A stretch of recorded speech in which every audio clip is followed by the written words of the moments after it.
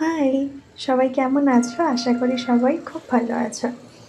আজকে রবিবার যেহেতু সকালবেলায় ফ্রেশ হয়ে একটু ছোলার ছাতু খেয়ে তারপরে আমার যা কাজ থাকে, একটাই দিন তো, এই দিনই ওদের সাথে একটু সময় কাটাই। সত্যি কথা বলতে ঘুম থেকে উঠতে খুব বেলা হয়ে যায়, আবার সকাল থেকে অফিস থাকে, তো অল্প জল দিয়ে তারপর অফিস চলে যাই।